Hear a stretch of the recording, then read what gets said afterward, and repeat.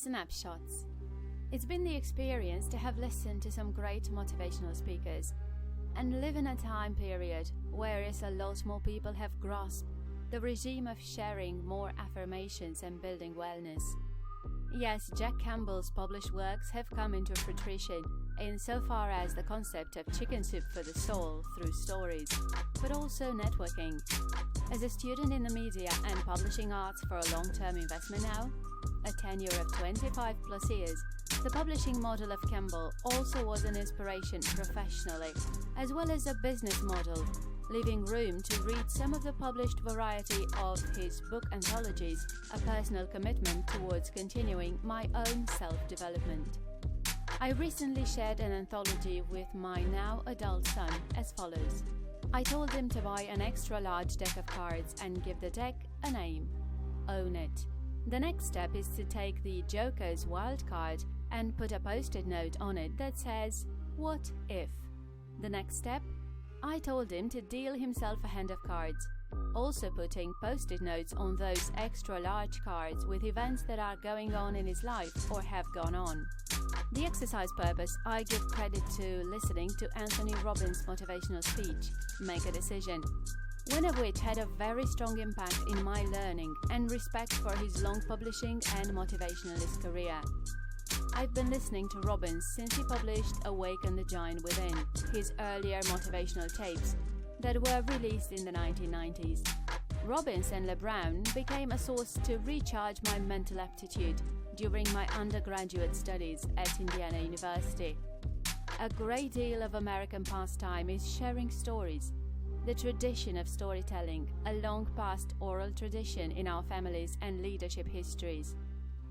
Stories get us through the hardships, self-doubt, and promote team spirit, morale, as well as document our history, just as previous cultures and civilizations used pictures and hieroglyphs as daily affirmations of their history, triumphs, tragedies, and leadership.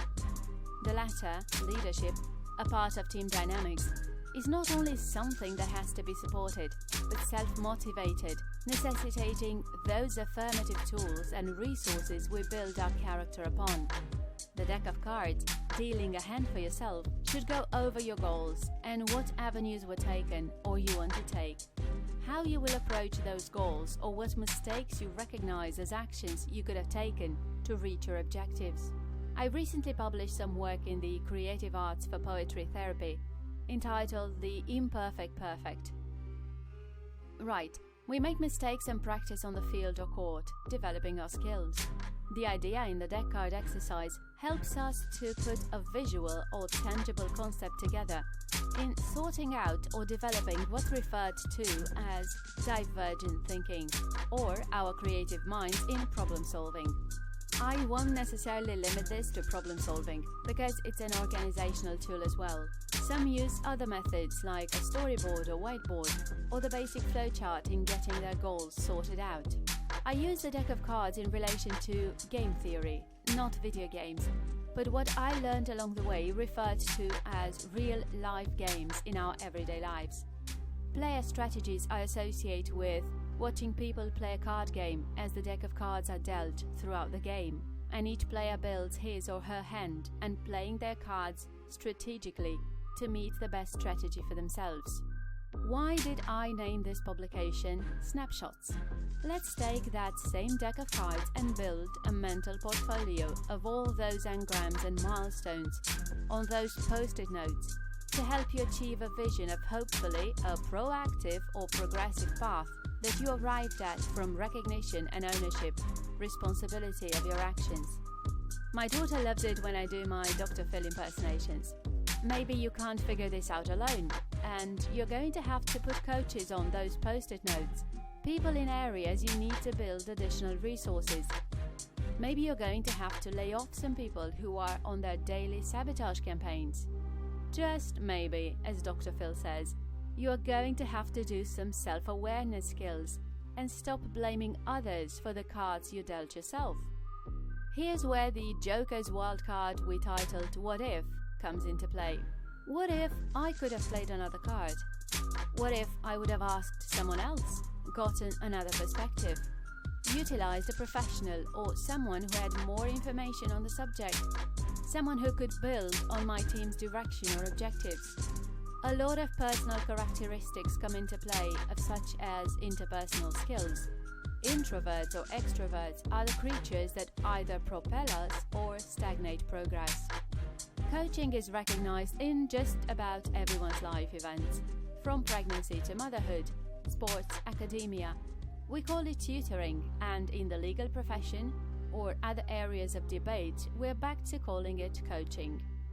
Motivational speakers are coaches. In the arts, we also have facilitators, as poetry therapy recognizes talented orators for their insight and purposeful direction in telling stories that get us through by connecting with us with familiarity, that we are not alone in these imperfect, perfect stages of our lives. I'm going to briefly share another piece of literature from Elizabeth Patterson's book, The Phenomenology of African American Women, The Will of Success, whereas I learned some valuable insights and read some of her accounts of other African American women and their stories of their lives. Becoming, the human will inside us, gets us through. We desire that connection within ourselves. As we recognize, we grow through obstacles, stages, and learn from people, good or bad.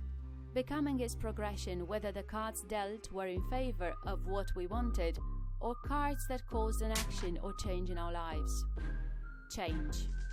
What motivates change? Back to Anthony Robbins, something he said as well as Les Brown. Are you going to change because now it's hurting bad enough? Or are the results undesirable from actions or habits you keep doing? As your own OD practitioner, organizational development, your job is to recognize where the internal or external malfunction occurs. Now, I joked around with someone at one point regarding that term in circles. Whereas we joked about someone malfunctioning in their approach, or a mistake they made that others recognized to be outside of the ordinary gameplay that should have occurred.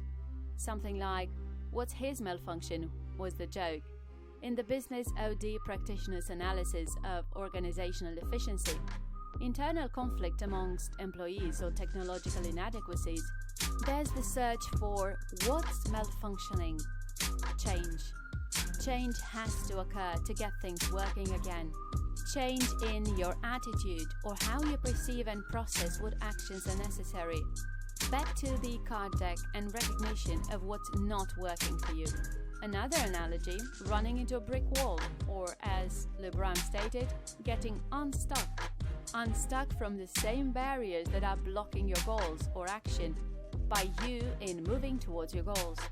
Or you kept trying to reinvent the wheel when transportation has already met its milestone insofar as the invention. We change the design and add features on the blueprint of the vehicle. So now we have our cards laid out, a blueprint and affirmations like those Jack Canfield's calendars with the daily post-it notes on the dashboard, ready to move forward. Own it.